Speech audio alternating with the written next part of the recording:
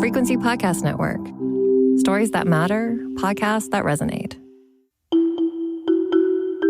It's a wild tale with more twists and turns than a snowboard halfpipe about a Canadian boy with humble roots in British Columbia who went on to compete for Canada in snowboarding in the 2002 Winter Olympics to later becoming allegedly the biggest drug lord in North America. Make no mistake about it, Ryan Wedding is a modern-day iteration of Pablo Escobar. He's a modern-day iteration of El Chapo Guzman. Is it Canada's version of Scarface?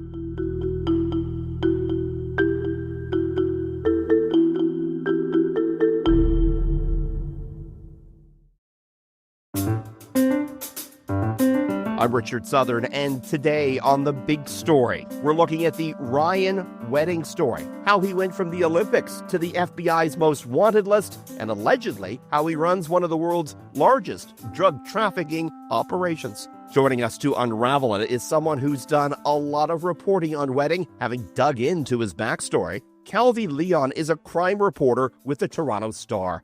Calvi, thanks for being here today on The Big Story. Yeah, thanks for having me.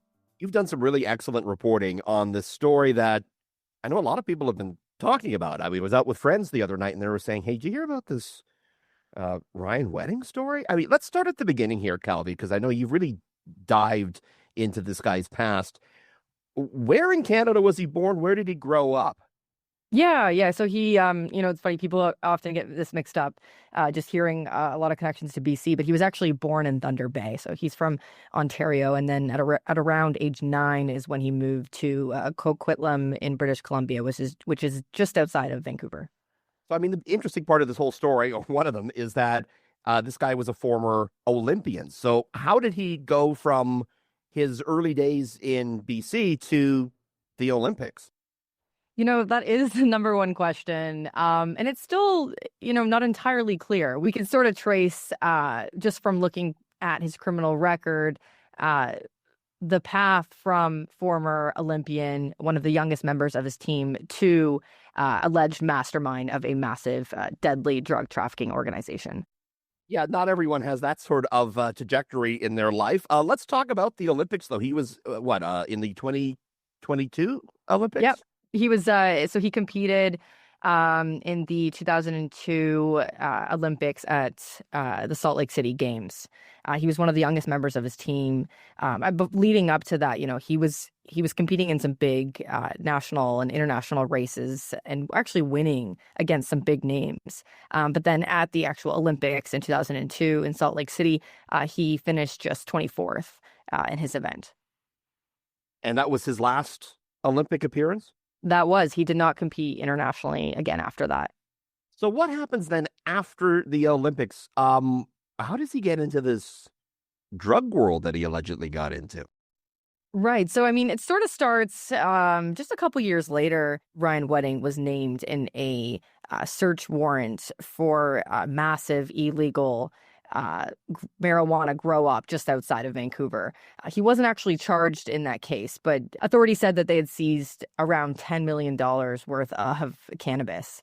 So it was quite a large scale operation. But again, as I mentioned, Wedding was not actually charged in that case. And then we hear of his name just a few years later in 2008. So in 2006 is when the RCMP executed a search warrant for a property in BC. And that was suspected of conducting a massive illegal marijuana grow up. And Ryan Wedding was named in that search warrant, but he was never charged. Fast forward just 2 years later, in 2008, is when we sort of first learn of somebody who is involved in international drug trafficking. Wedding had partnered with another guy, a Persian Canadian, to smuggle 24 kilos of cocaine into Canada from California. So he flew from Vancouver to California to meet a seller who was actually an informant working with the FBI. So Wedding, this guy, and somebody else were there to purchase cocaine from this informant, but then they were actually arrested during the transaction. So he wasn't a very good drug smuggler to start off with then. No, he was not. I mean, that's one way to put it, I guess. He didn't give up on the trade, did he? No, he didn't. It's interesting, hearing from one of the lead FBI agents on the case at the time. in 2008. He said, they never heard of this Ryan Wedding guy. So this is the first that they were learning of him. He wasn't somebody that they were actually targeting in their investigation. So then, from this, he's arrested. He serves some time in prison. And then he comes out of prison. He's back in Canada living in Montreal at times. And from court records, it appears as though he's right back into it. Allegedly trafficking drugs with some pretty big names, people who have been tied to El Chapo and the Sinaloa cartel in Mexico. Tell us who El Chapo is, because that's a big name in the drug world, right? Yeah, I mean, El Chapo, I think everybody knows this name. He is the former leader of the Sinaloa cartel, one of the most deadly and violent drug trafficking organizations in the world. We know he was, I mean, we don't need to get into the weeds, but authorities had been searching for him for a long, long time, and he's now behind bars. How does Wedding go from, it sounds like kind of a low-level drug dealer or alleged drug dealer to hanging out with the biggest drug dealer in North America? How did that happen? I mean, it's not entirely clear, right? We don't know the exact answer, but we can look at some of the connections that we've seen in these past investigations. We know that, he served quite a few years, 4 years he was sentenced to, served less than that time in 2 different facilities in the States. And this is where some sources, some law enforcement officials have said that they would believe that that's where he would have made connections to people working in drug trafficking. He was in San Diego. The facility's proximity to Mexico makes it a hub for criminals convicted of drug trafficking. And then he was later moved to a facility in Texas. The facility that he was serving time in Texas is actually known to be populated by migrants awaiting deportation. And so this is both of these places where he served time is where he could have made connections that would have helped him when he got out of prison and entered back into the criminal underworld. And so we know that just a few years later, the RCMP were investigating him and several other people in Canada. They uncovered several plots to smuggle drugs into Canada by sea, coming in through Newfoundland and being distributed all over. And so he was named in that investigation. He was facing charges. But when authorities went to go arrest him in Montreal, he was already gone by that time. And this is when we believe that he would have fled Canada and that he hasn't been back since, at least to my knowledge. And so he's been on the run for a decade. And is it believed then he's still involved in smuggling drugs, allegedly, or head of an organization that does? Is he still doing this? Yeah, so, we don't really hear of him for a long time. And then in October 2024 is when the FBI and their partners in the RCMP held a massive news conference announcing that Ryan Wedding is the alleged mastermind of this large drug trafficking organization that has ordered multiple murders and smuggled tons and tons of cocaine into Canada. And then, fast forward to just last week, we hear of some new charges against people who are accused of working with him. We also, hear a little bit more about who Ryan Wedding is. They paint him as this guy who will stop at nothing to get his way. Authorities say that he's ordered hits on dozens of people around the world. And we know that a few of those hits have been, and I'm sure multiple more, but we know that authorities have publicly identified multiple homicides that have been connected to him and his organization that are here in Ontario, just in and around the GTA. Calvi, this really shocked Canada, didn't it, when the FBI came out and said, hey, this guy's on the most wanted list. He's one of the biggest drug smugglers. This shocked Canadians, didn't it? It did. And, one of the things I often hear is, would this actually be making headlines all over the world if this guy wasn't a former Olympian? And I completely understand why people are saying that. I mean, this guy was one of the youngest members of the national snowboarding team. He competed for Canada. He represented Canada. He's an athlete. I think people kind of resonate with that. And I think, to many folks, it's a juicy story, you could say. Just it's headline grabbing, right? So what's interesting is I think that this actually sheds a light on, because so many people care about this story, we're able to actually sort of get a better glimpse into the world of drug trafficking and how these organizations like the one he's accused of running, actually operate. Well, yeah. What did we learn about that? I mean, many things. Tell me if this is true, that they said hmm Ryan Wedding is or was the biggest provider of cocaine into Canada. Yeah. So, at the last news conference, which was held last week when they announced several new charges against many Canadians that are accused of working with him, they actually said they described Ryan Wedding as the largest cocaine distributor in Canada, as somebody who's, as I mentioned, ordered international hits all over Canada, US, and other countries. Big operation. Do we have a sense about how he was getting that product into Canada and distributing it? Yeah, I mean, we know from court records and from what authorities have said that he was working with drug transportation networks that would actually use GTA-based long hauls to smuggle the drugs from California into Ontario and other provinces across the country. Like 18-wheelers. Exactly. And we don't know too much detail about exactly what they were using these trucks, but it sounds like they were long haul trucks from what we can see.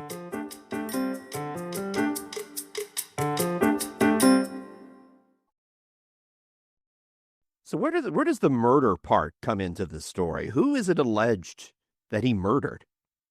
Yeah, I mean, the whole reason I'm on this case really to date is because of one of these, or I guess two of these murders that he's accused of orchestrating. So I'm just going to bring it a little bit back in the timeline to November 2023. There was a shooting out along the Caledon-Brampton border, just outside of Toronto. Um, a couple visiting their adult kids from India had been shot and killed, and their daughter was also shot 13 times, but she survived. We would learn soon after from local police that this was a case of mistaken identity. But for a long time, we didn't know why or how this was a case of mistaken identity. We didn't know who was after them and how they managed to get the wrong people. And then, in October 2024, so almost exactly a year later after this shooting, we would learn that Ryan Wedding is the one who allegedly ordered the hits on this family, thinking that it was somebody else who had stolen drugs from his organization. So this was just, authorities have stressed again and again that this was an innocent family who was caught in the crosshairs of Ryan Wedding's operation. They were targeted by gunmen thinking that they were somebody else. And to this day, the actual suspects, the ones who carried out the shooting, have not been caught. So this is just one case that I have covered extensively. There's a lot of coverage about this in the Star. But in addition to that, there are a few other cases that have been linked to Ryan Wedding, including a murder in Niagara Falls. I interviewed the family recently about that case. Authorities had said that the victim of the Niagara Falls murder was known to Canadian authorities to traffic drugs internationally, but the family of this victim actually disputes that, and to date we haven't seen any evidence connecting him to Ryan Wedding or to cartels or anything of that sort.